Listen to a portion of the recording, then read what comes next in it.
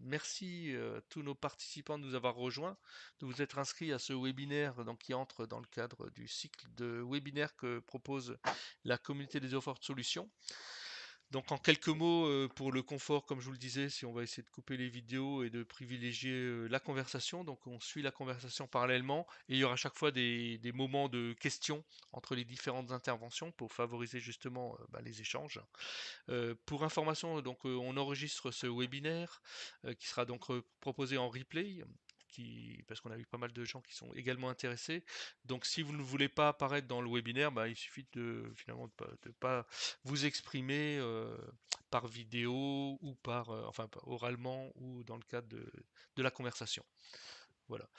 La communauté des offres de solutions, donc ce que je vous propose, c'est de vous présenter en quelques mots cette communauté des offres de solutions. Donc je me présente tout d'abord, donc Bernard Bloch, je m'occupe de l'innovation au sein d'Electricité Strasbourg, filiale d'EDF, et je fais partie de l'équipe cœur qui anime cette communauté des offres de solutions du Grand Est pour l'industrie du futur. Alors c'est quoi justement notre communauté, comment elle se situe dans cet écosystème? On a un objectif commun, c'est vraiment de réussir la transformation industrielle de la France et du Grand Est évidemment. Et donc ça entre dans un écosystème qui est au départ le plan industrie du futur qui a été élaboré par l'État, qui est relayé par les régions et différents institutionnels, qui est porté notamment par l'Alliance Industrie du Futur, avec d'un côté des industriels qui ont très avancé, qui ont des vitrines d'industrie du futur, d'autres qui sont en transformation, donc qui bénéficient de diagnostics et qui entrent dans des différentes chantiers de transformation, et puis des offreurs de solutions qui sont en fait des experts qui ont différentes briques de réponses, que ce soit sur l'IA, que ce soit sur les objets connectés, etc., etc. Et au sein de ces offreurs, on a décidé de nous regrouper dans une communauté des offreurs de solutions du Grand Est, et on est à peu près une cinquantaine à se retrouver régulièrement. La communauté, notre ambition, c'est vraiment de fédérer des offreurs de solutions du Grand Est pour favoriser cette transformation sur notre territoire. On a décidé d'être une communauté pratique, on n'est pas une association, c'est-à-dire qu'on est sur la base du volontariat, et donc on se retrouve pour créer des modules et proposer de l'acculturation et proposer des réponses, optimiser des réponses qu'on peut apporter à des problématiques d'industriels. Donc on est vraiment dans cette logique, ce qu'on appelle la duocratie. Et en gros, donc on organise des rencontres comme celle-ci, on sensibilise, acculturer les parties prenantes, on co-développe des réponses pour les offres et on promeut notre activité. On sera notamment présent, mais j'y reviendrai, au salon BI 4.0 à Mulhouse les 30 novembre et 1er décembre, et Grand Est, 360 Grand Est qui aura lieu début décembre à Strasbourg également. On a un site internet, donc je vais passer vite. Vous pouvez retrouver toutes les informations sur notre site internet concernant notre communauté. On publie régulièrement des actualités et notamment les replays de nos différents événements. Et justement, dans les événements, on a organisé un certain nombre. Et il y en a les prochains qui vont avoir lieu sur l'humain au cœur de la transformation numérique. On sera présent au salon, comme je vous le disais. On aura une conférence sur les compétences et industries, etc. Et tous les replays sont disponibles sur notre site internet. Et enfin, on a une page LinkedIn. Si vous voulez discuter avec nous directement, c'est possible à cet endroit-là. Et n'hésitez pas, bien évidemment.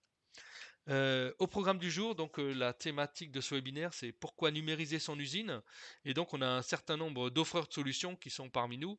Je ne vais pas les citer puisqu'ils vont se présenter au fur et à mesure de leur présentation.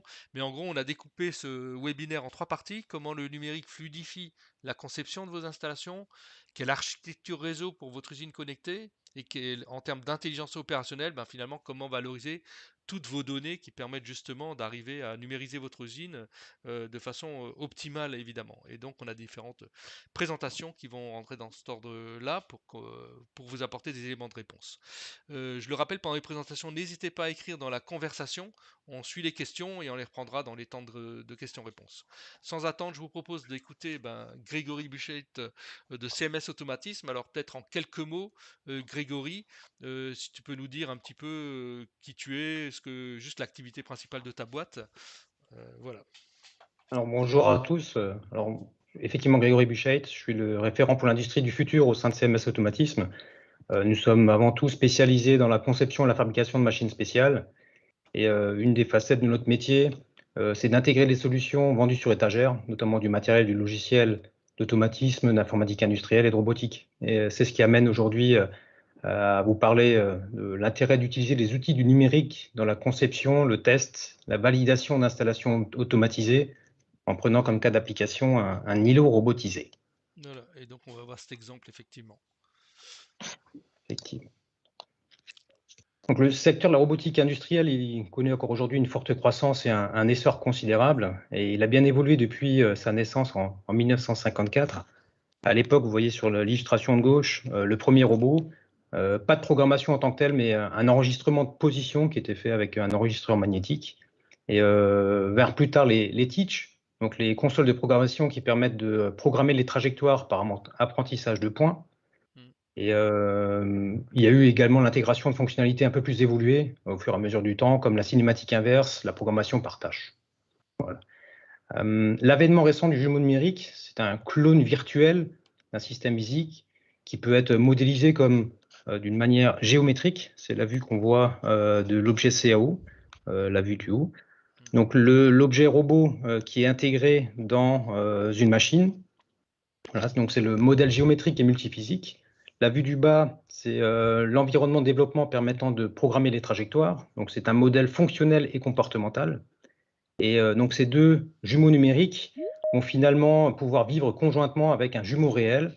Donc c'est ce qu'on voit sur l'illustration de droite, la photo, donc ce fameux robot qui est intégré en réel dans l'installation. Voilà. Et les présentations seront disponibles sur notre site internet, donc tu as proposé, c'est bien sympa, pas mal de liens cliquables, donc c'est pratique pour ceux qui pourront regarder le replay et la présentation. Tout à fait. Alors, je vais vous parler à présent d'un cas d'application, d'un processus de conception typique d'un projet en robotique. L'objectif principal était de générer des trajectoires d'un robot par rapport à une pièce portée. Donc, nous avons procédé à plusieurs étapes, dont la validation de plusieurs exigences, notamment le placement du robot. Donc, dans la première vue, on peut voir le robot qui est intégré dans son espace. On va également vérifier l'emplacement des gaines qui vont faire passer les câbles et les tuyaux. On vérifier si les mouvements s'ils sont toujours compatibles. Et également l'encombrement de l'îlot pneumatique qui est intégré directement sur un point de robot. Nous allons également valider si la charge transportée est accessible par le robot. Donc dans l'éditeur de logiciel, cette information sera directement exploitable. Puis nous allons valider les mouvements par rapport à la charge, donc les vitesses maximales que peuvent atteindre le robot avec sa charge, les positions limites des axes, parce que dans certains cas, les bras de robot n'atteindront pas certaines trajectoires en fonction de leur position, et également les positions limites dans l'espace lorsqu'il y a des objets. Par exemple, ici, on voit des zones avec des postes de travail, par exemple. L'étape suivante sera la génération des trajectoires. Donc, sur l'illustration en haut à droite, vous avez l'apprentissage par points. Donc, déplacer le robot dans son environnement virtuel et représenter ses coordonnées. Et il sera également possible de générer les trajectoires spécifiquement pour des pièces portées par l'importation de fichiers CAO. Donc, on peut voir sur l'illustration au milieu à gauche qu'un fichier CAO a été importé et qu'une trajectoire sur une surface complexe a été générée automatiquement. Donc ça simplifie nettement le travail de génération de trajectoire. D'une manière plus globale, il est également possible d'utiliser des caméras 3D pour faire des scans d'objets 3D, les intégrer dans l'environnement logiciel et d'utiliser de la programmation paramétrique de courbes, donc un aspect un peu plus mathématique. L'étape suivante, ce sera la génération des temps de cycle, donc vérifier quelles sont les cadences des mouvements. Et donc, en règle générale, on va dire que la précision est proche de la réalité. Voilà, à peu de choses près. Nous allons également vérifier la sécurité. Donc, comment est-ce que les déplacements du robot peuvent être vérifiés en termes de collision, de choc et de contact, de position limite. Vérifier également si, lorsque le robot est en mouvement, s'il y a des ruptures de câbles potentielles. L'étape suivante consiste à générer le code et à l'optimiser, le cas échéant, et le tester, donc soit en direct sur le contrôleur virtuel, pour ceux qui s'y connaissent un petit peu, donc, il y a le software in the loop, je ne vais pas donner plus de détails. Lorsque tous les tests seront réalisés, il sera possible de faire les tests sur l'environnement réel, donc exporter le code et l'implémenter sur la baie de robot. Et normalement, tout devrait bien se passer. D'un point de vue exploratoire, donc ouverture des technologies, il est également possible d'interagir avec d'autres éléments logiciels, notamment pour du virtual commissioning, donc de la mise en service virtuelle, intégrer un automate programmable virtuel pour échanger des informations avec celui-ci, toujours en mode hors connecté. Également, s'appuyer sur la réalité virtuelle pour s'immerger dans l'environnement et interagir avec des objets. Donc là, sur ces cas particuliers, donc les prochaines présentations sont très intéressantes.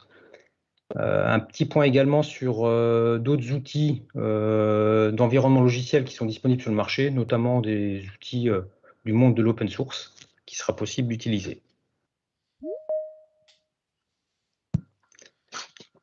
Donc pour synthétiser, je dirais que les outils du numérique et notamment le mot numérique, pardon, ont un intérêt pour le client parce que celui-ci va pouvoir se projeter virtuellement dans le système, va pouvoir former ses collaborateurs avant que la machine soit en service et intégrer des modifications en ligne en minimisant les temps d'arrêt. Il y a également un intérêt pour le concepteur afin d'atteindre des objectifs qualitatifs, de minimiser les temps consacrés au développement et de valider des concepts et des exigences. Et enfin, les forces de ces solutions tiennent notamment dans un gain qui peut être perceptible à partir d'un seuil de complexité qui peut être faible, et même pour des machines unitaires. C'est le cas par exemple pour nous de la machine spéciale. En termes de marché, aujourd'hui, il y a pléthore de fournisseurs, que ce soit directement les fournisseurs de solutions robotiques, ou alors des éditeurs de logiciels tiers, avec le monde pour ceux de qui l'open sont, source. aux personnes qui nous ont rejoints, est-ce que vous pouvez fermer votre micro, s'il vous plaît? Pardon, excuse-moi, je reprends. On était sur la Les partie éditeurs de concepteur. logiciels tiers avec l'utilisation possible également de logiciels open source. En termes d'opportunités, donc il y a effectivement un temps de développement qui peut être plus important au départ, mais à mettre en relief par rapport à tout le cycle de vie. Le gain est tout à fait perceptible. Après, il y a une prise en main qui peut être, comme toute technologie, il faut un certain temps d'adaptation afin de maîtriser les concepts. Donc il faudra améliorer ses compétences, avoir l'opportunité pour les collaborateurs de monter en compétences avec des formations particulières. Et sur ce sujet, donc, l'ACOS pourra bien évidemment accompagner les entreprises sur ces thématiques. Alors quand on dit LACOS, c'est la Merci pour votre communauté des attention. offres de solutions, hein, je précise. Tout à fait. Merci. Merci beaucoup. Avant de passer aux questions, je vous propose de continuer sur cette logique de comment le numérique fluidifie la conception de vos installations, sur l'intégration et la gestion des flux de process. Donc, Toufik, si tu peux te présenter en quelques mots. Bon, Siemens, en quelques mots, même si c'est quand même bien connu.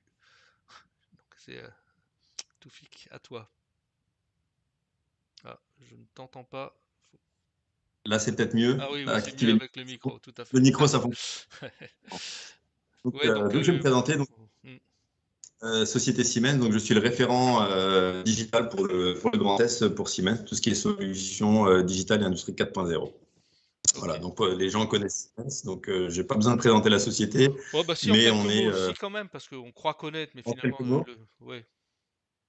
Voilà, donc aujourd'hui, Siemens, on est très connu pour toute la partie automatisme, variation de vitesse. On a également une grande partie aujourd'hui qui est une partie logicielle avec de la simulation, d'intégration d'automates virtuels, d'IHM virtuel, de simulation de flux. Et c'est moi qui suis en charge de cette partie-là pour le Grand Est notamment. Et c'est le but de la présentation d'aujourd'hui également. Ouais, et ça tombe bien. Voilà. Donc, comme on l'a vu avec Grégory tout à l'heure, aujourd'hui, lorsqu'on conçoit une cellule robotisée, on va pouvoir avoir une cellule qui va être totalement indépendante, c'est-à-dire un îlot de fabrication qui va être totalement indépendant, ou alors cet îlot-là peut être intégré dans une ligne de fabrication qui est déjà existante ou qui va être conçue. Lorsqu'on intègre une cellule dans une ligne existante, on va avoir de multiples influences qui vont être mises en œuvre, comme le temps de chargement des équipements, la maintenance, la disponibilité des machines, les taux de panne qui vont être engendrés par ce nouveau produit qui est installé sur la ligne. Et aujourd'hui, on se pose de grandes questions à comment est-ce qu'on va pouvoir prédire le débit par heure qui va être changé sur cette ligne de production-là. Alors, je ne sais pas si les slides avancent au fur et à Pardon, mesure. vas-y. Voilà. Ouais. Quels sont les goulots d'étranglement qu'on peut avoir qui vont réduire en fait compte le trop de production par heure sur la ligne. Qu'est-ce que ça va nous coûter de venir rajouter cet îlot robotisé sur la ligne? Quel apport ça va avoir sur notre productivité? Et aussi, quelles sont les alternatives? Et tout ça, ça vient aussi engager une partie fiabilité qui va être importante pour optimiser la production et avoir une production qui est garantie et qui est flexible.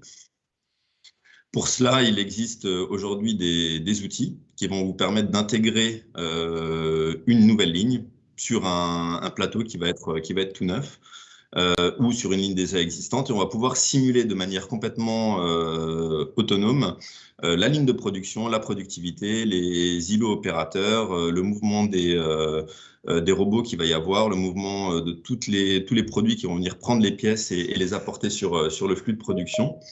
Et pour cela, on va se poser différentes questions. Si Bernard, tu peux avancer d'un slide. Voilà. Donc, lorsqu'on intègre ces robots-là, en fait, on vient se poser différentes questions. Là, comment est-ce qu'on va valider le layout de notre ligne et surtout comment est-ce qu'on va optimiser le matériel? Ce qui est important, la validation du code qui va permettre justement de mettre en service la ligne de manière beaucoup plus rapide et beaucoup plus fiable. Il y a des outils qui vont permettre de faire ça également. Comment est-ce qu'on va pouvoir valider notre système de visualisation, c'est-à-dire notre IHM, notre système de supervision globale, quelles sont les modifications y apporter et comment l'optimiser au mieux. Tout cela, forcément, on veut éviter les risques. L'avantage de la simulation, c'est qu'aujourd'hui, on a un risque qui est proche de zéro, puisqu'on ne touche pas à la ligne. On simule tout en virtuel et ça nous permet justement d'avoir des actions sur la ligne, aussi bien en termes de maintenance, en termes de formation opérateur, mais également en termes de gestion de flux et de taux de production par heure. Lorsqu'on vient intégrer ces produits dans la ligne, donc on va avoir notre ligne qui va être mise en œuvre. Les robots vont venir faire leur fonctionnement normal, mais pour tout cela, en fait, on va avoir besoin de simuler également le programme automate. Donc Grégory parlait tout à l'heure de la simulation virtuelle, et pour ça, il existe aujourd'hui, alors notamment sur les produits Siemens, un outil qui s'appelle PLC Sim Advance, avec un outil complémentaire qui s'appelle Simit, qui va justement permettre de simuler la globalité de l'installation, aussi bien la partie automate que la partie trajectoire robot. Lorsqu'on vient utiliser Simit, alors on peut passer au slide suivant, Bernard. Voilà. Lorsqu'on vient utiliser un automate virtuel, on va se poser différentes questions. Alors, comment est-ce que je peux valider mon code automate? Ça, c'est la première des questions qu'on vient se poser. Et là, on se dit, pour ne pas agir sur la ligne et pour ne pas interagir avec la production qui est actuellement active, on va venir simuler son code de manière virtuelle. Ça va nous permettre également de pouvoir optimiser l'IHM, donc de modifier les pages, tout ça sans avoir à avoir d'action sur la ligne actuelle. On va pouvoir également configurer sa communication, puisque lorsqu'on vient intégrer un robot, on vient intégrer un automate, on a forcément peut-être du multifabricants qui vont être mis en œuvre. Donc là, on va avoir besoin de vérifier que la communication fonctionne bien et que les données arrivent au bon endroit. Comment va réagir la ligne ou l'automate en termes de défaut? Donc ça, forcément, il faut qu'on mette en œuvre certaines actions pour vérifier que tout le fonctionnement de la ligne sera adéquat et surtout qu'on aura un fonctionnement qui sera optimal, et surtout vérifier comment on peut avoir de la sécurité avec des barrières immatérielles, avec des automates de sécurité, ainsi de suite. Tout cela va être mis en œuvre avec un automate qu'on va appeler un automate virtuel, et on va pouvoir simuler l'ensemble des actions de la ligne directement sur un PC avant d'interagir avec la ligne réelle. Donc on voit que l'avantage d'avoir un automate virtuel, c'est qu'on va pouvoir simuler la globalité. Lorsqu'on vient simuler, on va avoir deux mondes, on va avoir le monde réel et le monde virtuel. Le monde réel, ça va être toute la partie matérielle qu'on va avoir en fonctionnel sur la ligne. La partie virtuelle, ça va être l'automate qu'on va avoir simulé sur son PC. L'avantage d'avoir ce type de simulation, non seulement on peut former les opérateurs avant que la ligne ne soit mise en service, on peut optimiser le code automate sans toucher au programme qui est sur la ligne actuelle, si c'est une ligne existante, ou alors créer un nouveau programme automate si c'est une ligne qui va être mise en service. Troisième élément, on va pouvoir former les opérateurs de maintenance qui vont pouvoir faire de la formation directement sur la partie virtuelle sans interagir sur la ligne. Et enfin, pour des coûts, aujourd'hui, lorsqu'on vient simuler un automate virtuel, on a la possibilité de vraiment faire fonctionner l'ensemble de la ligne, c'est-à-dire que ce soit un automate, que ce soit un moteur, un variateur, des entrées-sorties, des capteurs RFID, tout ce qu'on pourrait avoir sur une ligne standard. On va pouvoir venir les simuler sans avoir le matériel. Donc, en début de projet, ça permet aussi de pouvoir corriger tous les défauts qu'il pourrait y avoir sur la ligne, les modifications de matériel, sans avoir besoin d'investir dans le matériel, d'avoir ça sur une paillasse et de pouvoir tester le fonctionnement. Ok. Merci à vous. Ben, merci Toufik. Je regarde s'il y a des questions. Là pour le moment, j'en ai pas dans le chat. Moi, j'ai juste une question. Quand tu parles tu as pas parlé de formation. Les opérateurs, c'est assez facile à former parce qu'au départ, ils sont numérisés quelque part entre guillemets. Ou c'est quand même un gros chantier aussi de les amener à utiliser ce type de nouveaux instruments. Alors aujourd'hui, forcément, la simulation, comme disait Grégory tout à l'heure, il y a toutes les nouveautés. On a forcément besoin d'une partie formation et d'une partie de prise en main qui peut être plus ou moins rapide en fonction des compétences, des usages et surtout de la complexité du projet.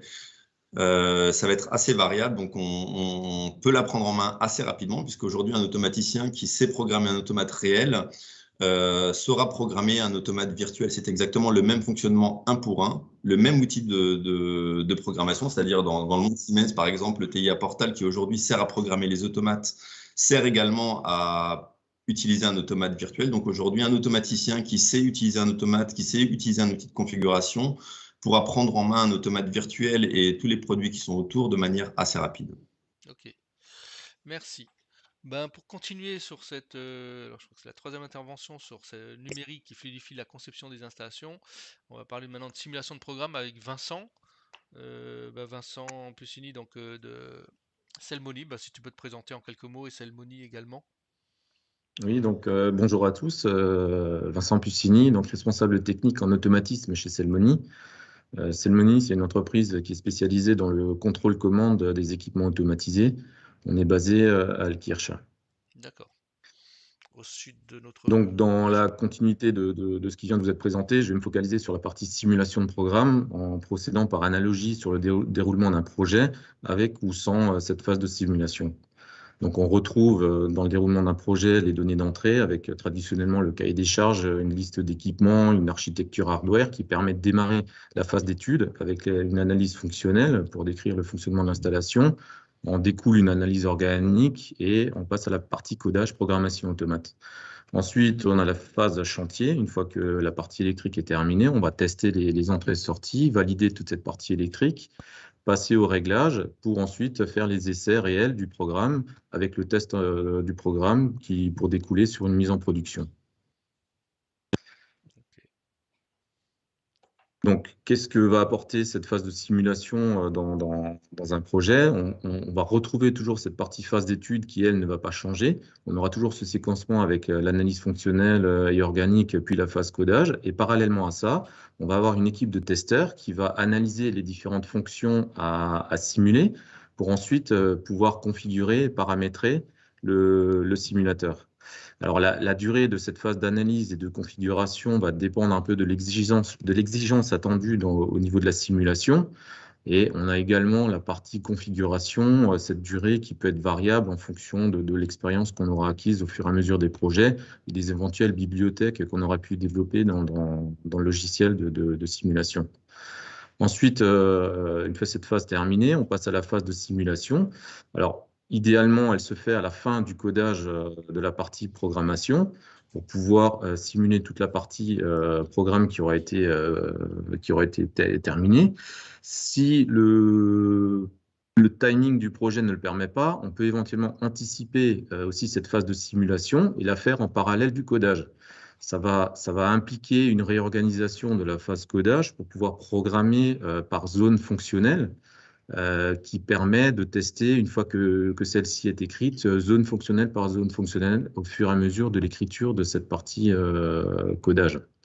Alors, il y aura bien évidemment des échanges qui vont se faire entre ces équipes de testeurs et de développeurs pour pouvoir corriger tout de suite les éventuelles erreurs qui auront eu lieu, qui auront été mis en évidence dans cette simulation. Donc ça, c'est la phase bureau d'études. Ensuite, pour la phase chantier, alors la partie test des entrées-sorties, validation électrique va rester la même. On va avoir un premier gain de temps qui sera mis en évidence pour la phase de réglage, puisqu'on aura déjà, lors de la configuration du simulateur, déjà paramétré tout ce qui est partie dynamique, les vitesses, les variateurs et autres appareillages. On se sera déjà focalisé sur cette partie-là. On aura ce premier gain de temps en phase de réglage. Mais le plus gros gain va se faire quand même sur les essais, vu qu'on aura, lors de la simulation, testé toute la partie automatique du programme. Alors, quelques avantages et préconisations. Donc, pour le développeur, on va avoir ce gain de temps à la mise en route, puisqu'il va pouvoir rectifier en amont les différentes erreurs mises en évidence à la simulation. Il arrivera donc sur le site de façon plus sereine. On aura une partie sécurité, safety qui sera déjà opérationnelle puisqu'elle aura été mise en œuvre lors de la simulation, et on aura une mise sous puissance d'installation plus rapide. Alors pour le client, il aura l'avantage en fait de disposer d'un outil de simulation pour pouvoir valider ses futures évolutions. Il va réduire le temps d'immobilisation des outils de production lorsqu'il va faire les modifications, puisqu'il aura besoin d'arrêter de mobiliser cet outil de façon plus courte. On aura aussi cette phase de formation personnelle qui pourra être anticipée, puisqu'avec le simulateur, on pourra valider toute la partie écran, HMI, l'interface avec l'opérateur. Et même pour la partie maintenance, cette formation pourra se faire de façon anticipée. Alors, quelques préconisations. On préconise d'avoir une équipe de testeurs et de développeurs qui soit indépendante. Ça permet de gagner en efficacité lors du développement et de structurer le développement pour anticiper cette phase de simulation. Ok. Voilà, merci pour votre écoute. Ben, merci pour cette présentation et pour les animations qui sont assez parlantes, pédagogiques. Donc merci beaucoup. Je regarde dans la conversation, je ne vois pas de questions. Je vous propose du coup d'enchaîner avec Benoît Marchand du CEA, enfin CEA Tech, sur la partie de visualisation justement à l'échelle 1 en réalité virtuelle pour voir ce que ça pourrait donner. Donc Benoît, en quelques mots peut-être, CEA Tech et toi, si tu peux te présenter. Oui, quelques mots. Donc oui, bonjour à tous. Donc Benoît Marchand. Donc je suis en charge des partenariats industriels au CEA Tech Grand Est, donc basé à Metz. Et on a pour vocation d'aider les entreprises dans leur projet d'innovation et notamment de transformation numérique. Donc ici, je vais vous parler d'un outil très intéressant dans cette continuité de simulation et de maquette numérique, qui est l'objet de réalité virtuelle. Donc, ouais. On va passer au slide d'à côté. Bernard, tu peux passer, s'il te plaît? Celui-ci, oui. Pardon. Ouais. Non. Tu peux passer le slide, s'il te plaît? Voilà, merci. J'ai un décalage. Non, pardon. Alors, voilà. tu as eu un décalage. Oui. Voilà. Ouais, excusez-moi. Donc, en fait, cet outil de réalité virtuelle se positionne vraiment dans la continuité de ce qui a été présenté précédemment, à savoir ce qu'on cherche à faire ici, c'est simuler, donc lever tous les verrous, sécuriser, s'assurer que tout fonctionne parfaitement avant de plugger sur l'objet réel. Et en fait, en réalité virtuelle, on va chercher à faire la même chose. C'est pour ça qu'on va parler également de jumeaux numériques, à la différence près qu'ici, on va se positionner, on va se centrer sur l'humain, sur l'homme. Donc, retenez que la réalité virtuelle, son intérêt, c'est de permettre une immersion dans une maquette virtuelle à l'échelle 1. Et ça, en fait, ça va permettre derrière de regarder, de juger, d'évaluer toutes les interactions de l'homme avec son environnement existant ou futur dans la simulation, ses perceptions, sa compréhension aussi du poste et des activités qu'il doit faire. Donc, les principales applications aujourd'hui industrielles de cet outil sont les suivantes. Donc, c'est on va retrouver la conception de poste. C'est le slide d'après, Bernard, s'il te plaît. Voilà.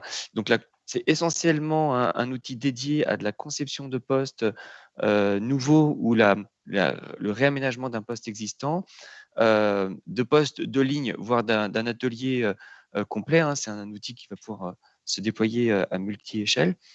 C'est également un outil très intéressant sur les études ergonomiques ou l'analyse ergonomique d'un poste de travail existant ou en construction. Et enfin, pour la formation. Donc, je vais vous présenter ça un petit peu dans le détail maintenant. Donc, tout d'abord, sur la conception des postes, en fait, c'est un outil qui va permettre réellement, je dirais, de faire juste du premier coup. Pourquoi ça? C'est parce qu'en fait, on va vraiment valider l'ensemble des paramètres, des points dans la maquette numérique. Donc, il ne s'agit pas ici de valider des temps de cycle et des flux, mais plutôt de s'assurer que l'ordonnancement des tâches est correct, que la répartition de tâches entre des postes manuels et des postes automatiques est correcte, qu'au niveau humain, que l'accessibilité des composants et la montabilité des pièces est correcte, etc.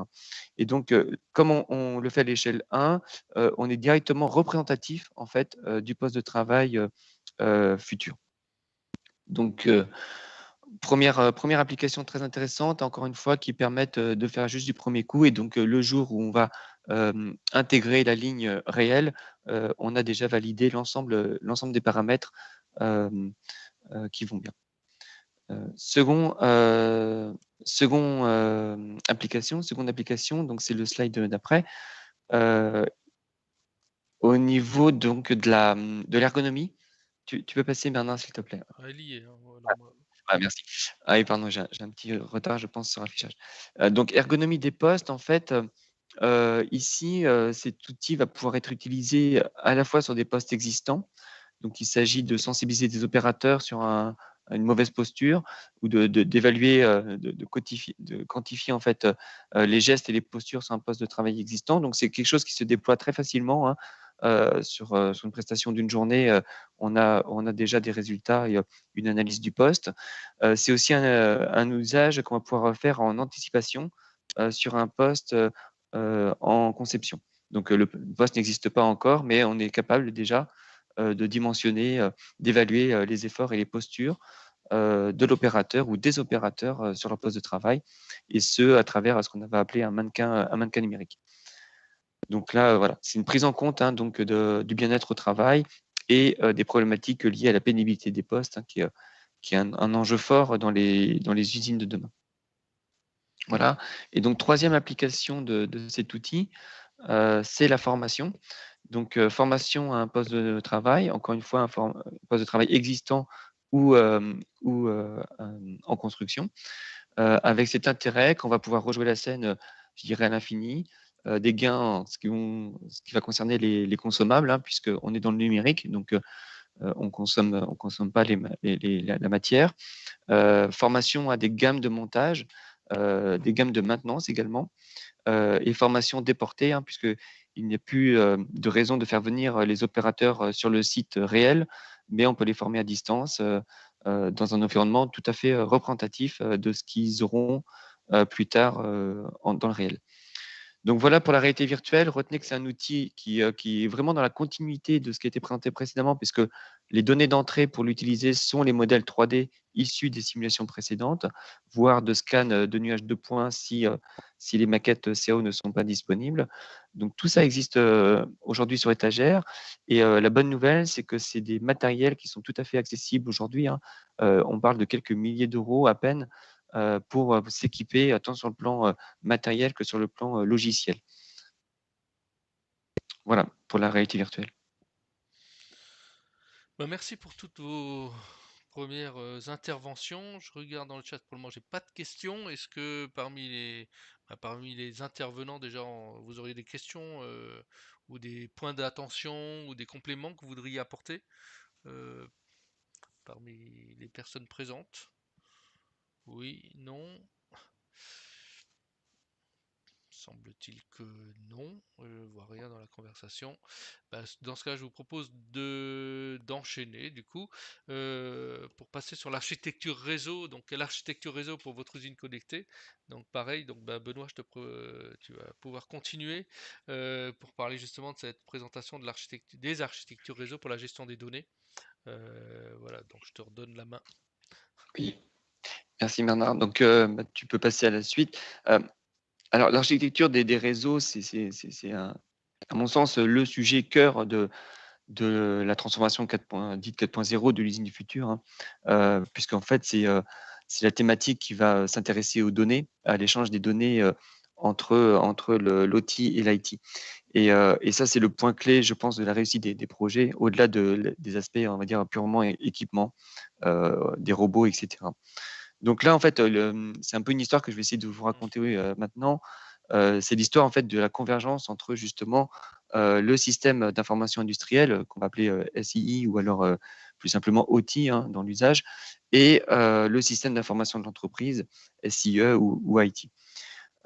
Donc en fait, pourquoi chercher à faire converger ces deux systèmes d'information? C'est essentiellement pour des raisons de performance industrielle hein, et de gain. Et pourquoi c'est compliqué? Il y a deux principaux verrous à ça.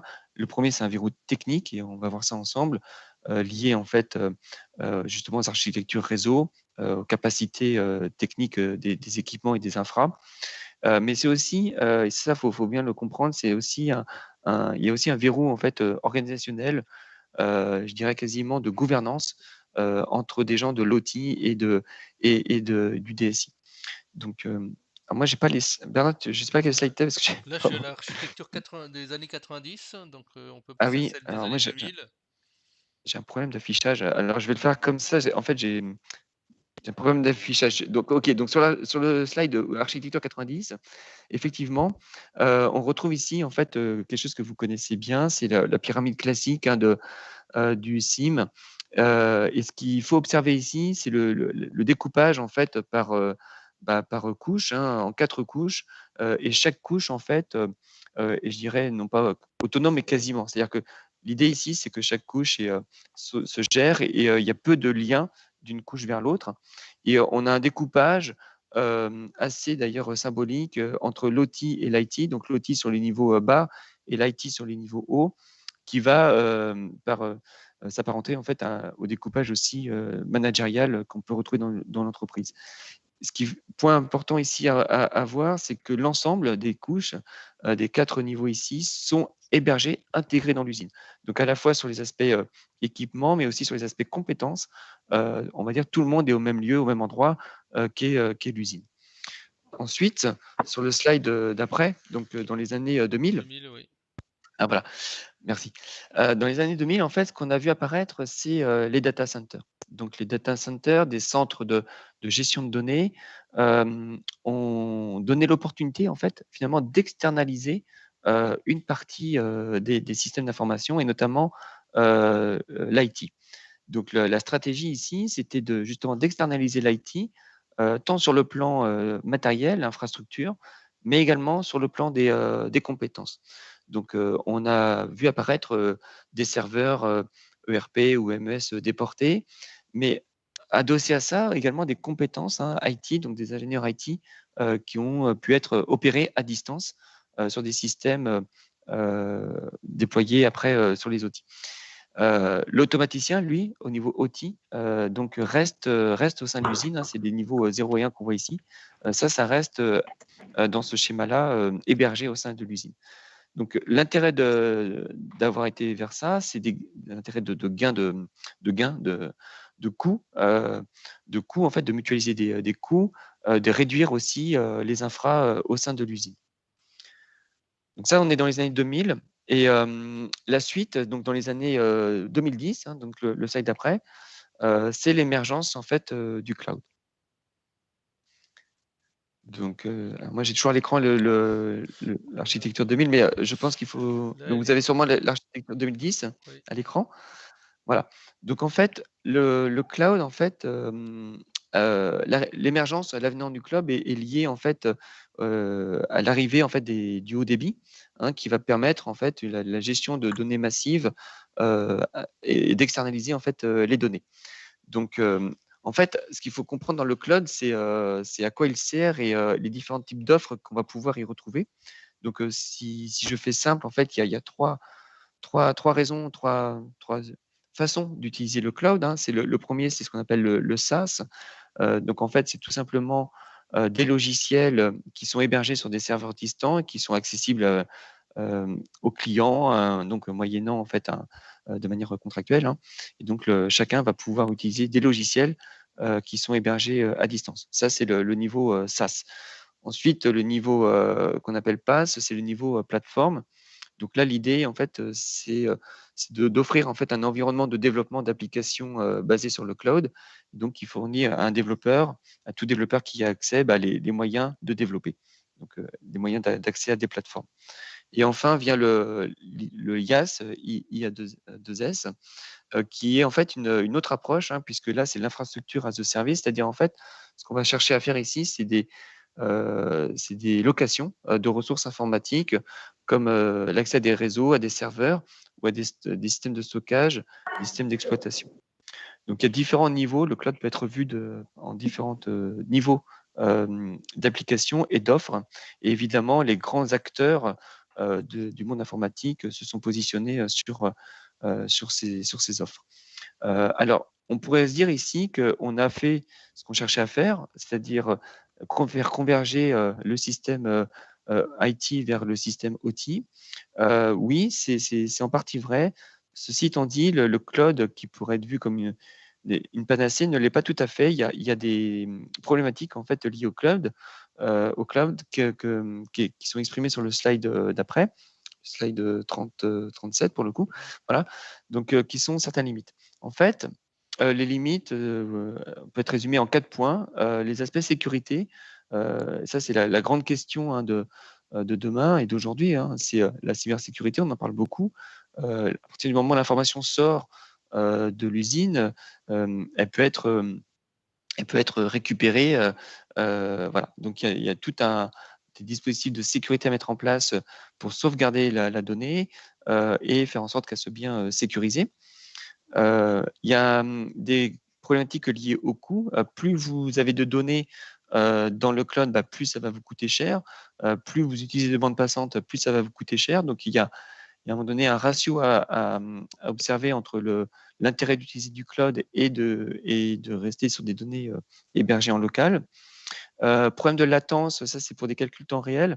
Ce qu'on cherche à faire, c'est faire tourner des algorithmes d'IA, notamment de machine learning dans le cloud, et de renvoyer l'information sur les systèmes opérationnels.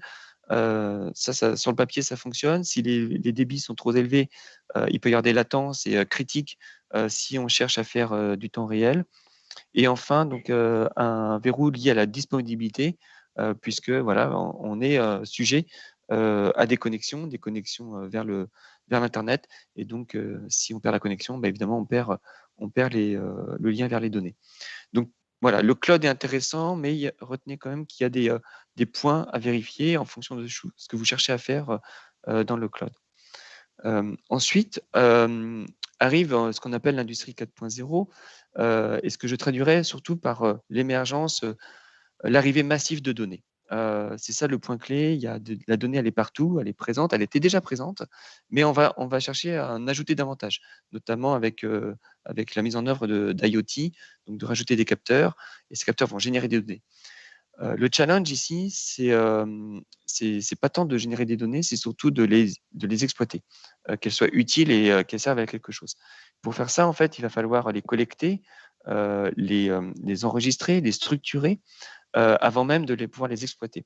Et une fois qu'on les exploite par des systèmes d'intelligence, il faut aussi les restituer à la bonne personne et au bon moment. Et donc tout ça nécessite en fait la mise en œuvre d'architecture informatique particulière. Donc je viens d'évoquer le cloud, et un second axe qui est intéressant à regarder, c'est ce qu'on appelle le traitement proche capteur, pardon, ou en anglais le edge computing. Donc c'est le slide juste après. Voilà. Donc une architecture qui peut être intéressante, qu'on présente ici, c'est une architecture finalement hybride, où on va retrouver sur la partie haute le cloud, donc pour faire de l'apprentissage, par exemple, de réseaux de neurones, pour gérer un certain type de données, avec des contraintes temps réel pas forcément très, très fortes, mais des volumes de données intéressants. Tout en bas, on va retrouver la partie opérationnelle, hein, les équipements. Donc, bon, ici, c'est assez large. Hein. Si on reste dans le manufacturing, ça va être voilà, des robots, des convoyeurs, des automates, tout un tas voilà, d'équipements hardware.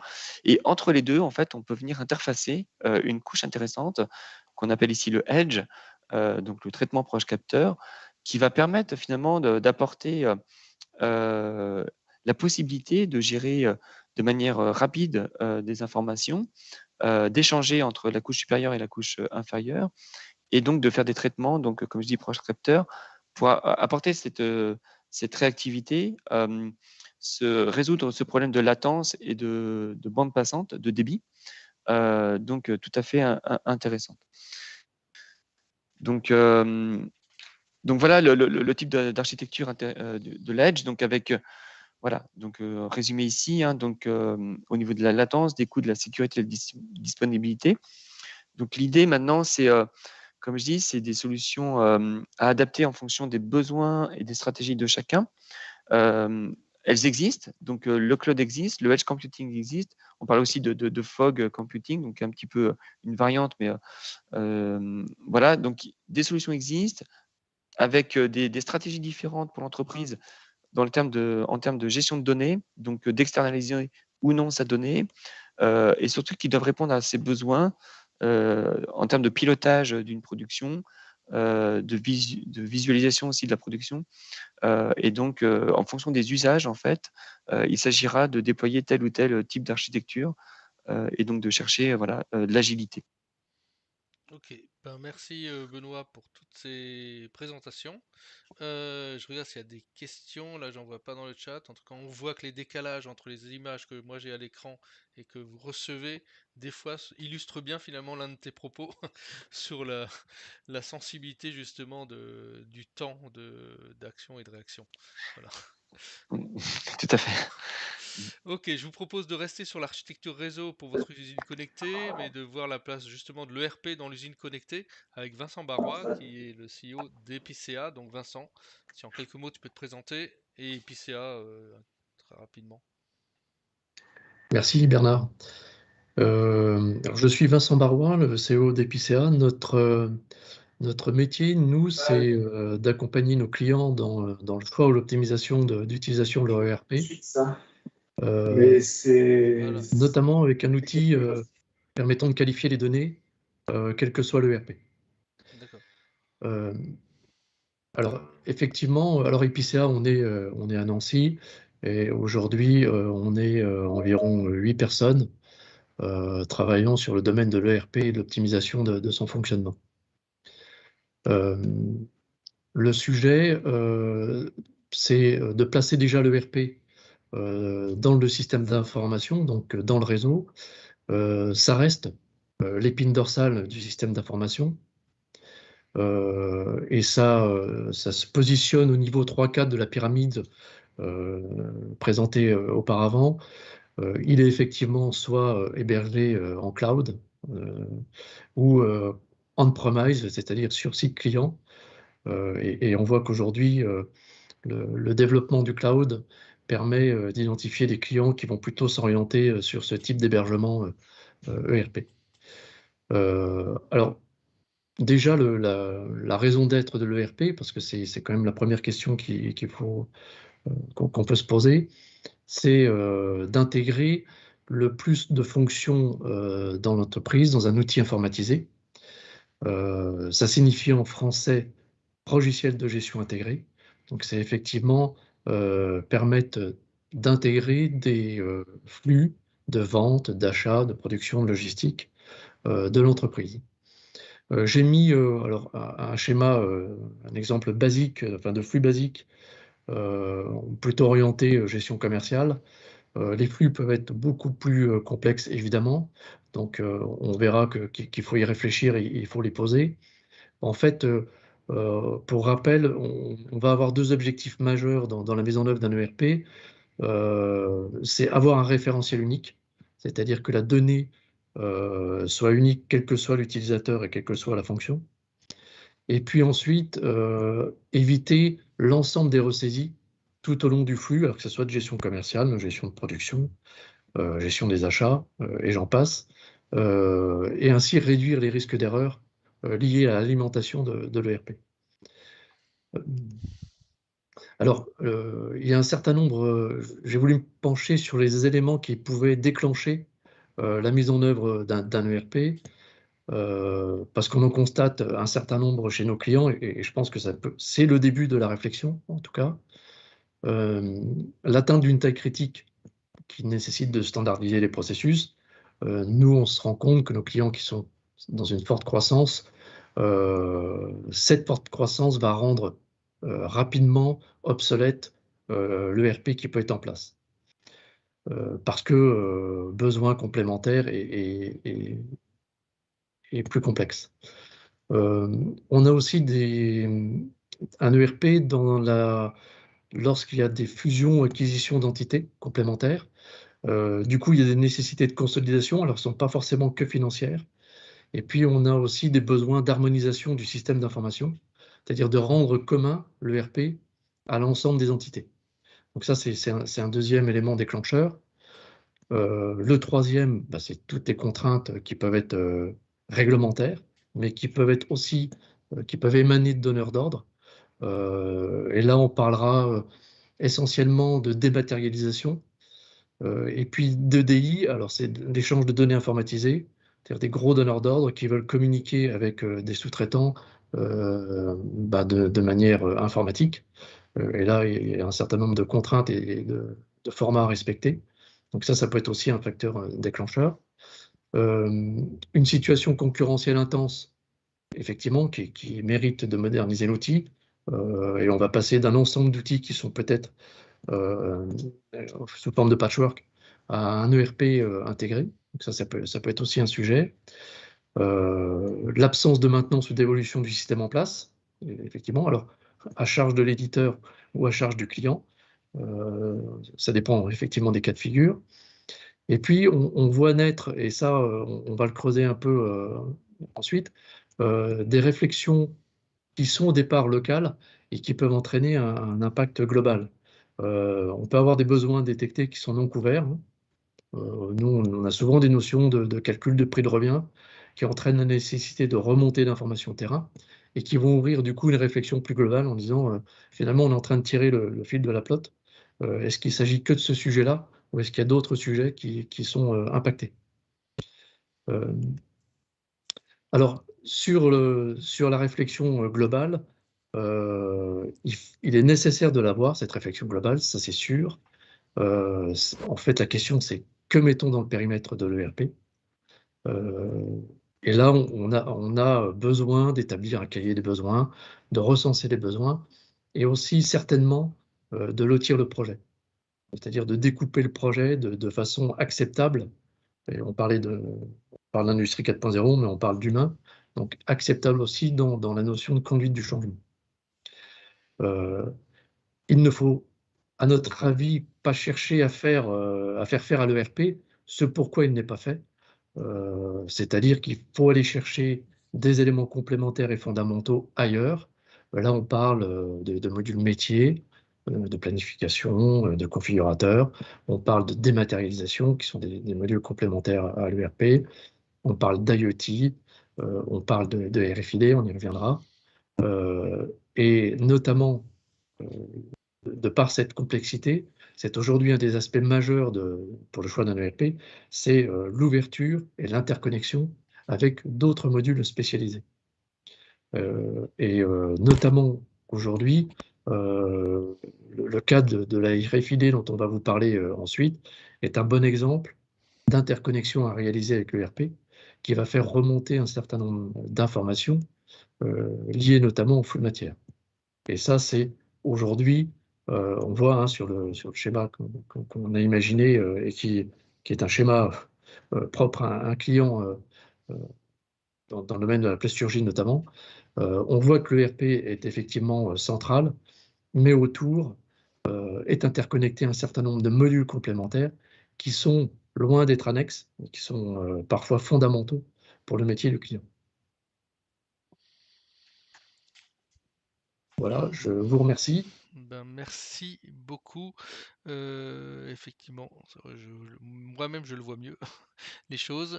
Est-ce qu'il y a des questions? Je regarde un petit peu dans dans la conversation. Non, j'en vois pas. C'est pareil, si vous voulez intervenir. Non, bah sinon je vous propose de continuer. En tout cas, ça me semble très clair, assez pédagogique en tout cas de la manière dont vous avez structuré cette présentation. Et donc d'aborder maintenant la partie intelligence opérationnelle, comment valoriser toutes vos données, et comme tu en as parlé effectivement Vincent, on va voir un exemple de suivi de production, de traçabilité de qualité en temps réel avec les RFID. Et donc c'est un autre Vincent Knob de RF Conception. Donc pareil, si en quelques mots tu peux nous parler de RF Conception, juste pour qu'on voie un peu mieux votre périmètre avant d'entrer dans le vif du sujet. Vincent. Avec plaisir, Bernard. Et bonjour à tout le monde. Effectivement, RF Conception, on est une société spécialisée dans le domaine de la RFID, hein, donc tout ce qui est identification par radiofréquence. C'est un domaine qui se développe beaucoup, hein, on a quand même beaucoup de demandes actuellement.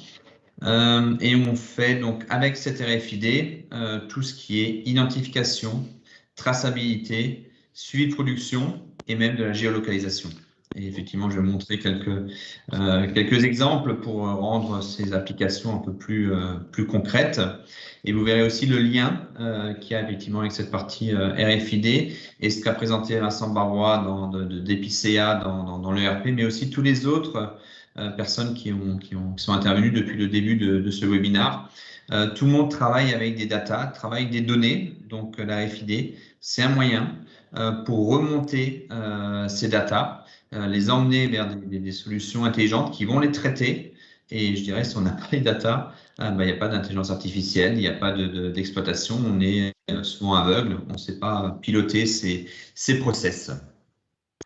Voilà, là j'ai choisi un process logistique hein, pour vous donner une idée.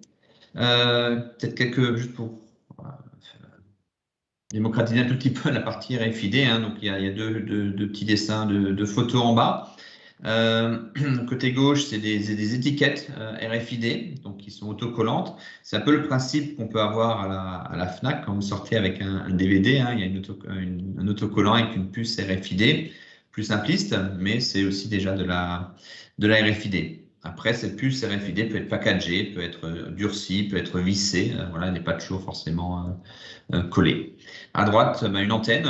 Voilà, donc c'est le couple toujours entre l'antenne et la puce qui fait que chaque fois qu'un produit pucé passe à un endroit donné, il est détecté et permet de remonter les informations. Si on prend l'exemple effectivement de la chaîne logistique, hein, avec une réception des produits, le stockage et ensuite l'expédition suivant des commandes clients. Là, vous voyez par exemple une personne qui manipule une palette. Imaginez que sur la palette, les produits qui sont dans les cartons sont pucés avec ces puces RFID. Chaque fois que cette palette rentre dans la société qui est livrée par un fournisseur, cette palette passe un peu sous un portique, un peu comme les portiques qu'on peut avoir dans les aéroports. Chaque fois que la palette passe, tout ce qu'il y a dans les cartons est automatiquement détecté. Et donc, on remonte l'information à l'ERP hein, de tous les produits qui sont rentrés à ce moment-là en réception.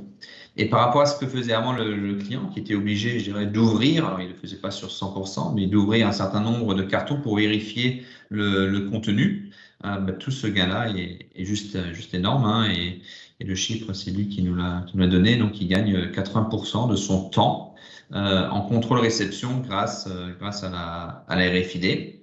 Et bien sûr, derrière, des gains sur tout ce qui est réduction des erreurs, parce que dès qu'on est automatisé, on supprime ces erreurs. Si on continue ce flux logistique, ben, on a le stock, hein, et là, le gain est sur la partie inventaire automatique. Pareil, hein, là où il fallait descendre les palettes des différents étages, ouvrir les cartons, compter les pièces dans les différents cartons. On a des systèmes, alors soit fixes, soit portatifs, hein, donc un peu comme l'antenne que vous voyez là, mais de manière portative. On peut scanner les différents produits qui sont en stock. On a des distances de lecture en RFID hein, qui peuvent aller jusqu'à 8 ou 10 mètres hein, assez facilement. Et donc, ça permet donc de scanner assez rapidement l'ensemble du stock. Et ça nous fait donc gagner un temps qui est important sur l'inventaire. Et on avait un gain de 70-75%. Et pareil, nouveau en expédition, de la même manière, je dirais tout ce que l'opérateur reçoit sont bons de préparation, hein, sont liés à la commande client. Il va prélever dans son stock les différents produits. Dès que ces produits sortent du stock, ben, automatiquement, le stock est décrémenté, hein, donc il est mis à jour de manière automatique, de manière temps réel. Et idem, hein, comme pour la réception, on scanne la palette qui est dédiée à partir et tout ce qui est dessus, il y a une vérification hein, qui est faite si ce qui est sur la palette correspond bien à la commande et ça permet, je dirais, de fiabiliser les expéditions. Donc ça, c'est vraiment le processus, voilà, quelques images aussi concrètes, un processus logistique, là vous voyez des choses qu'on a mises en place. Hein. Donc là, c'est un quai, vous voyez à droite et à gauche les différentes structures où sont placées des antennes RFID. Le produit peut être en entrée ou en sortie. On est capable aussi, c'est intéressant à savoir, on est capable de détecter le sens de passage. C'est-à-dire, c'est pas juste une détection, je vois pas, mais on est capable de dire si le produit est rentré ou sorti du camion. Donc, c'est utilisé pour tout ce qui est gestion de stock, rentrée, sortie du stock. Si c'est une livraison, une expédition, on sait vérifier ça. On sait vérifier aussi que le produit est rentré dans le bon camion, parce que c'est aussi important que le produit arrive chez le bon client et chez le bon destinataire. Donc ça, c'est le genre de choses qui sont vérifiées. Voilà, et on peut tracer au fur et à mesure. Voilà, idem aussi dans le domaine de la production. Dans le domaine de la production, on est toujours un peu sur le même schéma. Hein. C'est pas le process logistique, mais le process en production. Donc, on a un contenant avec des produits. Dans ce cas-là, on a même des contenants qui sont métalliques. Et ces contenants avancent au fur et à mesure de l'évolution de la production. On positionne sur le process de production de différents points de détection, différents points de mesure pour détecter nos puces RFID qui sont sur les contenants. Et ça permet donc aux responsables de production de voir l'évolution et de voir où sont aussi ces pièces dans la production. Et ça toujours de manière automatique et on évite aussi tout ce qui est paperasse, hein, toutes les déclarations manuelles, tout ce qu'il fallait faire de manière écrite, tout ça se fait automatiquement et remonte, plus de saisies opérateurs qui sont aussi des sources d'erreurs. Toutes ces données remontent automatiquement dans la partie ERP. Et dans ce cas-là, on arrive à faire aussi la géolocalisation.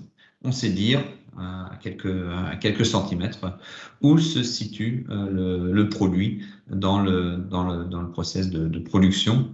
Et un des gains qui est derrière ça, hein, c'est en dehors d'éviter les arrêts de chaîne, parce qu'on arrive à anticiper les arrêts de chaîne, c'est aussi parfois de retrouver ces pièces, parce qu'effectivement, quand on a beaucoup de pièces dans un atelier, c'est pas toujours évident. Et je pense que beaucoup de gens connaissent ça ou ont vécu ça. On cherche les pièces dans les ateliers pour les amener au poste d'assemblage. Quelques mots sur la partie ROI, hein, donc effectivement, ce qui est toujours important dans tous les projets. Hein. J'ai constaté qu'effectivement, on a des ROI plutôt courts, hein, donc entre 1 et 2 ans, donc j'ai mis entre 1 an et 1 an et demi plutôt, donc j'ai mis 15 mois à peu près. Donc la plupart des ROI sont en dessous de ce nombre de mois, hein, donc c'est intéressant. C'est des investissements qui ne sont pas si lourds que ça, hein, les puces sont devenues abordables. Et ce qui est important aussi, c'est que mettre en place la RFID, c'est une des bases de l'industrie 4.0 et je constate que lorsqu'on met un projet RFID en place chez un client, très souvent, le service logistique ou le service maintenance, d'autres personnes se disent, tiens, maintenant que le contenant, maintenant que les produits sont pucés, je vais pouvoir exploiter cette donnée pour d'autres choses et rentrer chez un client avec un projet. Après, ça fait un deuxième projet, un troisième projet, et en général, on a du travail pour 5 ou 6 ans chez les clients. Ok. Voilà. Merci Vincent pour cette présentation. Je regarde s'il y a des questions. Là, j'en ai pas pour le moment.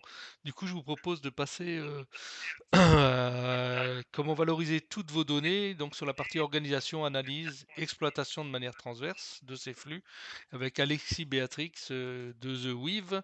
Voilà, si tu peux, Alexis, présenter très rapidement The Weave avant d'entrer dans le vif du sujet également. Oui, avec plaisir. Bonjour à tous.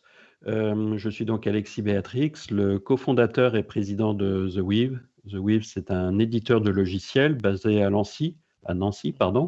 Nous sommes spécialisés dans les solutions de collecte et d'analyse des données pour l'industrie 4.0, avec un focus particulier sur les problématiques de production, d'optimisation de production et de la maintenance. Et The Weave, c'est The What is What, parce que justement, pour savoir à quoi sert chaque objet. Exactement, merci Bernard, c'est effectivement une très bonne transition sur laquelle je vais rebondir, parce que effectivement, l'objet de cette troisième partie, ça va être, face à ce flux de données, de chercher à vraiment les exploiter dans toute leur richesse, dans toute leur diversité, pour le meilleur bénéfice, le plus grand bénéfice de l'entreprise. Alors, si tu veux bien lancer le slide suivant, s'il te plaît. Alors, moi, je l'ai à l'écran, si c'est sur l'omniprésence du numérique. Alors, d'accord. Alors, moi, j'ai une petite latence. Je vous demande de m'excuser pour cela. Donc, vous avez eu certainement le sentiment, en entendant les précédentes présentations, de cette omniprésence des données à tout moment, à toutes les phases de la conception, très en amont, comme ça a été expliqué tout au début de la présentation, jusqu'à, et c'était l'exposé de Vincent Knob, dans la vie opérationnelle de l'usine. Alors, effectivement, donc des données omniprésentes à tous les stades, avec des systèmes différents. Et alors, pardon, excusez-moi, Bernard, donc du coup, je ne vois pas, tu es sur quel slide? L'omniprésence numérique, toujours. D'accord, et donc on voit un petit peu toutes les données qui se sont affichées. Oui, c'est ça, les automates, les robots. Okay. Bon. Alors, effectivement, on retrouve certaines de celles qui ont été évoquées, plus d'autres, mais peu importe, c'est bien ça l'idée, c'est cette omniprésence qui s'impose à toutes nos entreprises. Alors, slide d'après, du coup, on peut peut-être... Voilà, on peut se dire qu'il y a un risque, on peut avoir un sentiment de complexité ou de très grande technicité et finalement se dire tout ça est bien trop compliqué, bien trop risqué. Alors, si on déroule, c'est peut-être ce que tu as fait Bernard, un petit peu le slide, donc un certain nombre de questions se posent effectivement. Les différents systèmes qu'on a évoqués, où s'arrêtent-ils, se recouvrent-ils? Dépend-on, enfin voilà, on a plusieurs fournisseurs, on en a cité quelques-uns. Est-ce que tout ça c'est compatible? Est-ce que ça va pouvoir être fidèle, interopérable, fiable dans le temps? Et puis, si on voit la petite animation, enfin, c'est pas une animation, si on voit la vue de droite, l'image de droite, la crainte c'est de se retrouver avec une juxtaposition de systèmes indépendants, non compatibles, avec chacun son appli, chacun son logiciel, son langage pour son application et puis son équipe. Alors, heureusement, et vous l'avez bien compris, ça a été dit déjà un petit peu au travers des précédentes présentations, notamment au moment où on a parlé des ERP. Heureusement, cette crainte, enfin voilà, il y a des solutions pour juguler ce risque. Et c'est le slide d'après, s'il te plaît. Alors, donc, c'est plus la tour de Babel, du coup. Alors, voilà, bon, la tour de Babel, ça c'était le risque version maximale. Et on va plutôt voir que cette omniprésence, c'est une opportunité, c'est ce dont je vais essayer de vous convaincre.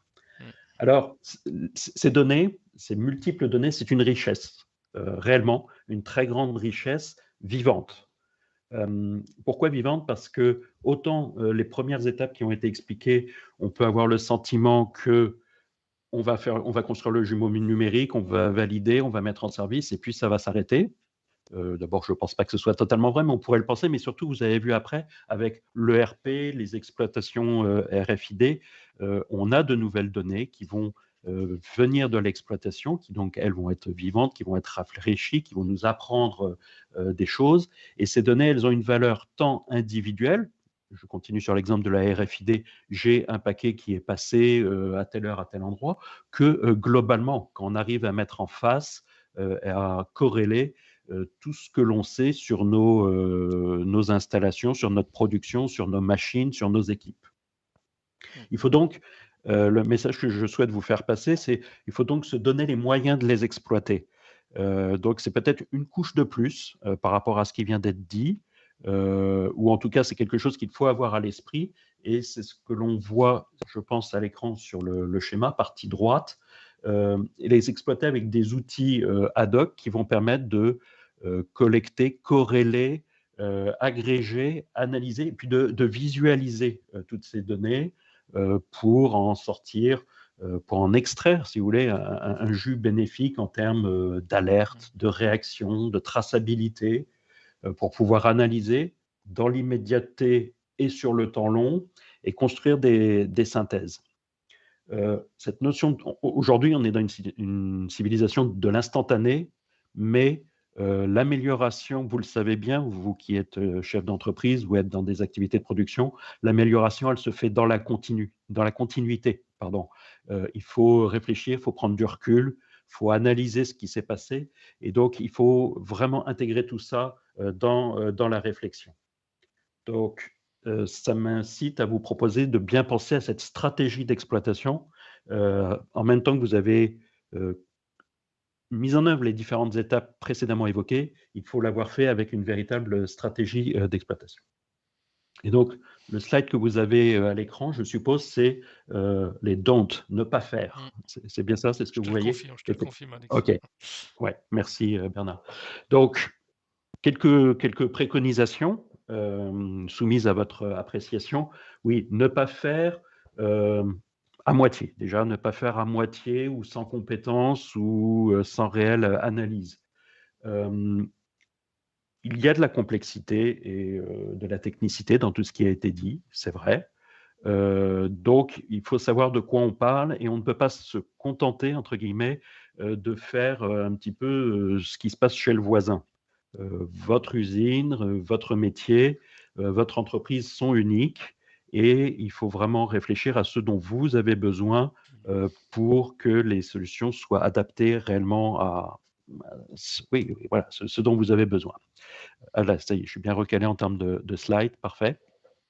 Cette analyse, elle requiert des compétences en amont et puis après dans la conduite de cette mise en place qui, encore une fois, ne va pas être instantanée. Donc, et la crainte que l'on peut avoir, enfin qu'on peut avoir, c'est de se dire c'est un gros chantier, je vais déjà faire ça et on verra après. Alors, on a mis beaucoup de choses en place, mais cette dernière étape, ces 10 derniers pourcents de l'exploitation des données, il ne faut pas les négliger. Il ne faut pas les négliger parce que vous avez eu toute une première partie de bénéfices. Maintenant, vous avez tout en place. Aller plus loin, ce n'est pas le plus compliqué et c'est ce qui va vous permettre de réfléchir à l'étape d'après, peut-être votre future transformation, votre future évolution du métier, l'amélioration de vos processus, etc. Alors, ça ne marche pas forcément tout de suite instantanément. Il ne faut pas se décourager. On va le voir après, on peut des fois rater ou ne pas avoir le résultat escompté tout de suite, mais il ne faut pas se décourager. On a fait le plus dur. Donc, tu nous as montré ce qu'il ne faut pas faire, et donc, qu'est-ce que tu nous conseilles? Voilà, exactement, ce que je vous conseille. Alors, donc moi, je ne le vois pas, mais je l'ai à côté. Bon, le bon sens, je pense, c'est d'avoir, bien sûr, réfléchi en amont avant de s'être lancé, avoir défini le projet dans sa globalité et bien évaluer sa rentabilité. à plusieurs reprises, on a dit oui, c'est rentable, oui, on va gagner du temps, oui, on va faciliter, oui, on va dérisquer, on a parlé de ROI, mais il faut l'évaluer pour votre cas. Tout ce qui a été dit n'est pas forcément applicable. Peut-être qu'il faut choisir les sujets sur lesquels vraiment vos efforts doivent porter. La deuxième préconisation, c'est de penser globalement, évidemment. Ces données, quelles qu'elles soient, elles ont une valeur, encore une fois, globale, pas simplement individuelle. Si on peut voir le schéma à droite, je ne sais pas s'il est affiché pour vous. Voilà. Je l'affiche, oui. OK, merci. Ces données, même si peut-être qu'elles ont une source technique à l'origine, ou une source bureau d'études, ou une source commerce, en fait, il faut les imaginer comme étant un flux, comme une épine dorsale qui doit irriguer toutes les fonctions de l'entreprise. Toutes les fonctions doivent pouvoir piocher dedans et en tirer et y contribuer. Vincent Knoop disait tout à l'heure, voilà, on a un premier projet RFID et puis de fil en aiguille, ça donne des idées, on l'enrichit, on le développe. Et ça marche si on y a pensé, si on y a réfléchi. Alors bien sûr, ce que je dis, ça peut paraître un vœu pieux, très compliqué, de dire, bah oui, comment peut-on y penser à l'avance? C'est vrai, c'est une complexité, mais encore une fois, ça veut dire qu'il faut penser global, penser en avance, et puis essayer d'imaginer. Imaginer sur le temps long ce projet comme une montée en gamme, une transformation de l'entreprise. Quand tu parles de temps long, tu l'estimes à combien de temps? Parce que là, c'est plutôt le marketeur que je fus qui pose la question. Pour moi, avant d'attaquer un projet, enfin, ça passe par plusieurs mois d'analyse avec les différentes équipes, les équipes de l'entreprise, la réflexion stratégique d'abord du chef d'entreprise, le partage avec les équipes, le recueil des besoins, la consultation de fournisseurs éventuels, et ça a été dit, il y a pléthore d'offres. Je pense, là, ce sera peut-être plutôt Vincent Barrois qui pourra le dire, mais quand on choisit un ERP, ce sont des mois de travail et d'analyse, de spécifications, etc. Alors, ma question, c'était plutôt, quand tu l'envisages en durée, tu te projettes dans 5 ans pour essayer finalement de faire le chemin rétroactif et construire, finalement, choisir ta solution. Tu te projettes dans 10 ans, ou c'est compliqué, c'est que dans 3 ans, parce que... Non, je ne pense pas que ce soit, je pense pas que ce soit aussi long que ça. Par contre, on peut procéder par étapes. On n'a pas forcément besoin de tout mettre en place tout de suite. D'ailleurs, je pense que ça n'est pas souhaitable, ne serait-ce parce que, comme ça a été dit, ça va impacter généralement toutes les équipes, tous les process de l'entreprise. Donc, il faut le séquencer et s'assurer qu'à chaque étape, les équipes suivent, que la technique suit, que les solutions sont bien là et que ce qu'on avait imaginé en termes de ROI est également là, bien sûr. Ok. Donc ça, c'était, si vous voulez, un petit peu quelques préconisations que je vous faisais sur l'idée de partage, de chercher à valoriser au maximum les données. Il y en a beaucoup, énormément. Elles valent cher. Ça vaut le coup d'appuyer à fond sur le presse-citron pour aller chercher les dernières gouttes, réellement. Donc, comme tu l'écris, c'est une tendance de fond, effectivement. Alors, là, j'arrive effectivement sur la conclusion globale de ce webinaire. Bon, la numérisation, je pense qu'il n'y a plus de débat aujourd'hui, plus de questions. C'est une tendance de fond, effectivement, comme je l'écris. Elle concerne toutes les entreprises, même les plus petites. Hein. Alors, tout le monde n'a pas besoin de tout ce qui a été présenté, mais on ne peut pas l'ignorer. On ne peut pas faire comme si ça n'existait pas ou comme si ça allait passer. Si on veut vivre et continuer à vivre et à produire, il faut réellement se poser ces questions en ayant à l'esprit que ça va concerner toute l'entreprise. Ce n'est pas simplement une question de prod. Et on parle souvent d'industrie du futur, mais c'est de loin pas que les industriels qui sont concernés. Non, oui, c'est beaucoup plus large, et puis c'est l'industrie du présent, et c'est beaucoup plus large, effectivement. Ça concerne tous les métiers, et tous les niveaux. Ce n'est pas simplement la réflexion stratégique du dirigeant. On l'a vu, ça descend dans les ateliers, ça va dans les zones logistiques, ça passe dans la relation client, ça va aux expéditions. Il faut le voir comme ça. Il y a de très nombreux outils. Ils sont adaptés chacun à une étape. Ils peuvent être plus ou moins complexes, plus ou moins onéreux, mais pas forcément. Et donc, mais la bonne nouvelle, c'est que ces gains, et ils ont été énoncés à plusieurs reprises, ils sont réels, ils sont multiples, ils sont possibles. Et je pense que toutes les entreprises ont la possibilité de trouver ces gains dans l'un ou plusieurs des champs qui sont à l'écran. On a parlé de temps de développement, de productivité, de qualité. De toute façon, l'objectif qui était de faire juste du premier coup et de s'assurer que ça tourne à tout moment, voilà, il est pour tout le monde, toutes les entreprises, quelle que soit leur taille et leur secteur, et avec ces outils, on peut trouver des éléments pour y arriver. Alors, la question de la complexité, oui, on en a parlé à plusieurs reprises, le besoin d'expertise, le besoin d'avoir des ressources en interne, oui, c'est certain, faire les bons choix d'outils, procéder par étapes, ne pas essayer de tout faire d'un coup parce que c'est généralement trop gros, peut-être trop cher aussi, ou trop long, et réellement mettre en place un pilotage de projet. Ça ne peut pas être que le projet d'une équipe ou du dirigeant tout seul dans son coin. Il faut une adhésion globale. Alors, s'il me reste 30 secondes pour conclure, ce sera, si Bernard, tu veux bien cliquer, ce sera d'encourager tous ceux qui se posent ces questions de numérisation, de digitalisation de leur entreprise, c'est de leur dire, écoutez, n'hésitez pas à vous faire accompagner, n'hésitez pas à vous tourner vers des entreprises, des offreurs, des experts qui ont déjà le recul sur des réalisations réussies. Vous gagnerez du temps. Vous avez peut-être le sentiment que ça va vous coûter de l'argent, mais surtout, vous allez gagner du temps et vous allez dérisquer votre projet. Il y a des bonnes pratiques, il y a de bons retours d'expérience. Il faut s'appuyer dessus.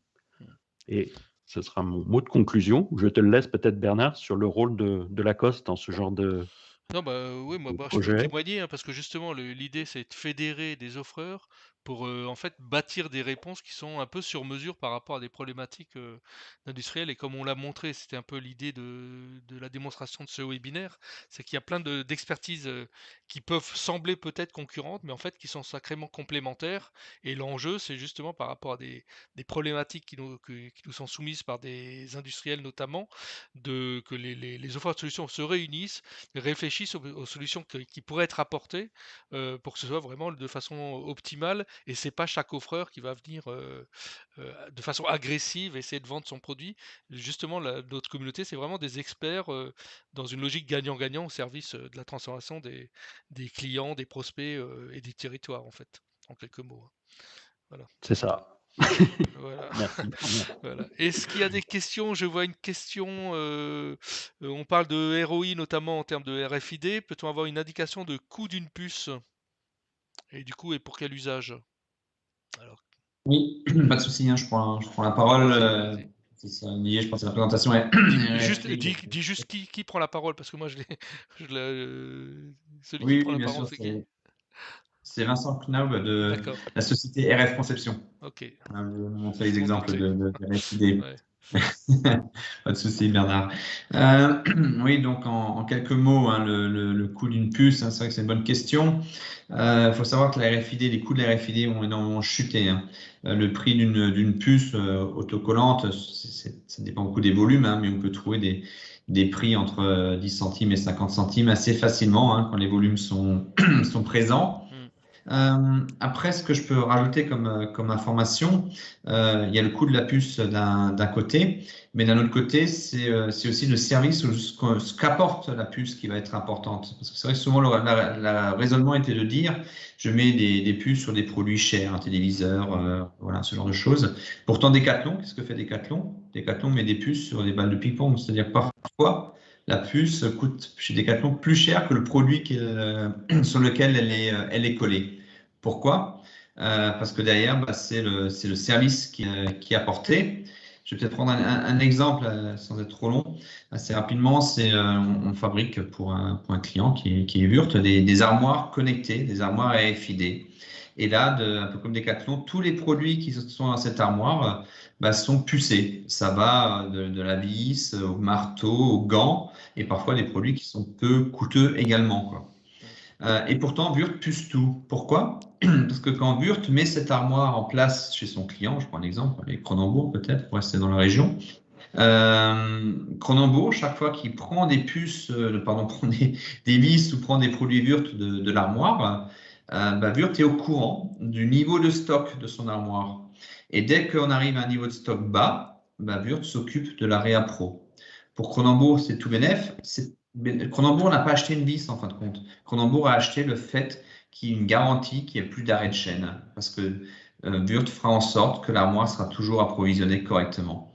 Donc Cronenbourg a, je dirais, gagné le fait qu'il n'y ait plus d'arrêt de chaîne, et ça c'est beaucoup plus valorisant que le prix d'une puce ou que le prix d'une vis, quoi. Donc grâce à la RFID, bah, Wurt a transformé sa manière de vendre et vend plus une vis, mais vend un service logistique. Donc en fait, c'est plus du click and connect, c'est de la puce and connect, quoi, automatiquement, quoi. C'est de la puce and connect, ouais, tout à fait. Ok. Et ça se développe. Ouais. Est-ce que là je vois pas d'autres questions? Est-ce que peut-être que parmi les intervenants, vous voulez peut-être rajouter un mot avant que je conclue ce webinaire ou apporter une précision? Oui, non?